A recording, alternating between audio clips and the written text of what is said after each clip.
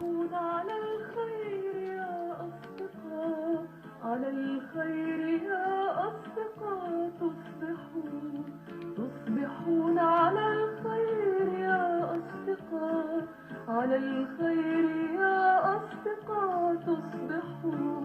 هنا نلتقي من جديد، هنا نلتقي من جديد، وفي تونس الحب يحلو اللقاء.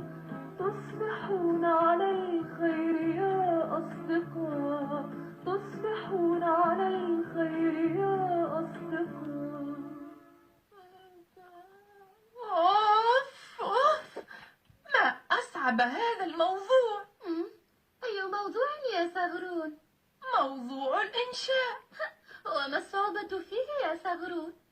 الإنشاء تمرين كبقية التمارين، يحتاج إلى تفكير ومجهود، ولكنه ليس على درجة كبيرة من الصعوبة. أنا لا أقصد صعوبة التحرير يا صغرونة. ماذا تقصد إذن؟ أقصد صعوبة الاختيار.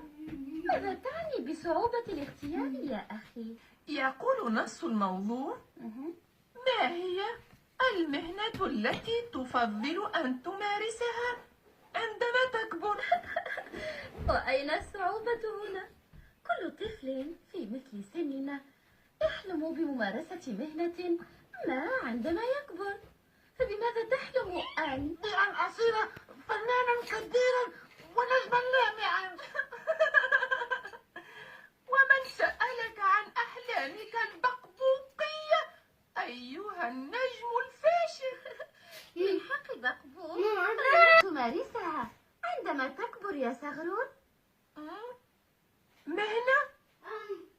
قلت لك أجد صعوبة في الاختيار لأني أحب كثيرا من المهن. لا تعقد الأمر يا أخي، سأساعدك. اذكر هذه المهن وسأختار لك واحدة منها. في الواقع أنا أحب أن أكون فلاحا. حسن، ولماذا اخترت ذلك؟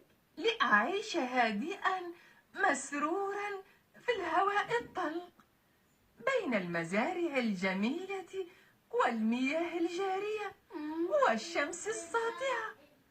أحرث الأرض وأبذر الحب وألاحظ نمو النبات، فإذا جاء الحصاد وجدت نفسي فرحا مسرورا لأني سأجني ثمرة تعبي من حقل الجميل.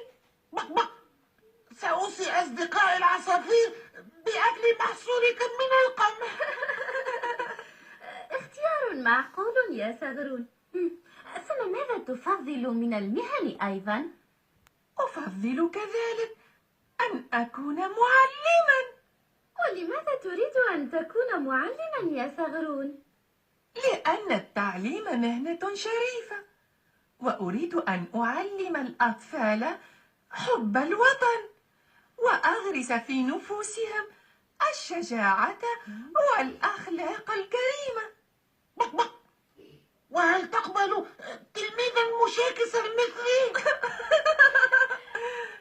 لن تضايقني يا بقبوق، لأنني سأحبك كما أحب بقية التلاميذ، وستجتهد في إرضائي ما دمت محبا لك مخلصا في عملي.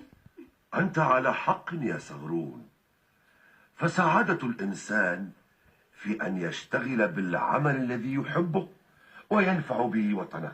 مرحبا يا جدي. هل سمعت حديثنا يا جدي؟ بق بق، حكت له العصفورة كل شيء. أحقا يا بقبوق؟ وما اسم هذه العصفورة؟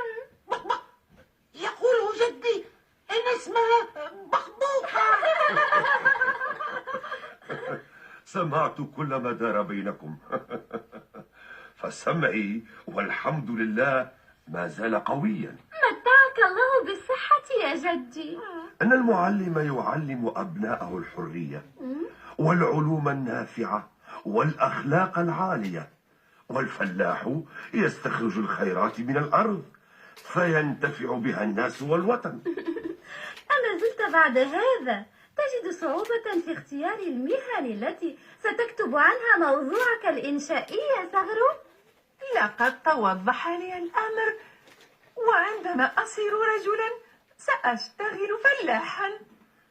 الوطن يا أبنائي محتاج إلى جهود كل أبنائه العاملين بالفكر والسعي.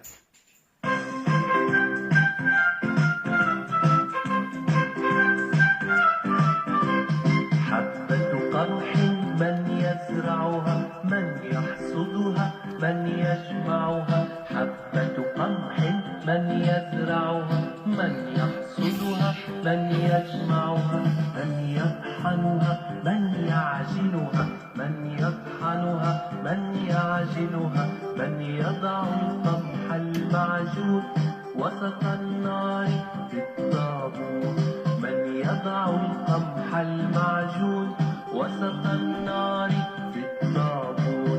أمي وأبي الاثنان أشهى خبز يصنعان، أمي وأبي الاثنان أشهى خبز يصنعان.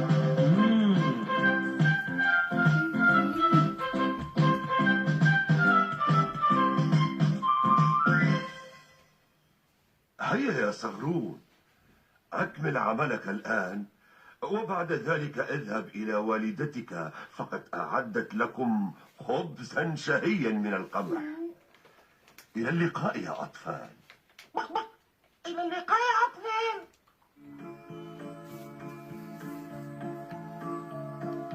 تصبحون على الخير يا أصدقاء، على الخير يا أصدقاء تصبحون على الخير يا أصدقاء، على الخير يا أصدقاء تصبحون. هنا نلتقي من جديد.